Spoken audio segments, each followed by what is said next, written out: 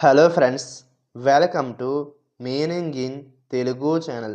ఈరోజు వర్డ్ ఏమిటంటే డైవర్సిఫికేషన్. దీన్ని తెలుగులో విభజన అని అంటాం. ఈ వర్డ్ని వేరు వేరు విషయాల్లో ప్రగతి చేయడం లేదా విభజించడం అని అంటాం. దీనికి సంబంధించిన కొన్ని ఎగ్జాంపుల్ చూద్దాం. వాటితో ఇంకా బాగా అర్థం చేసుకోవచ్చు. ఫర్ ఎగ్జాంపుల్, ఫస్ట్ది, the company is focusing on diversification to cell many products.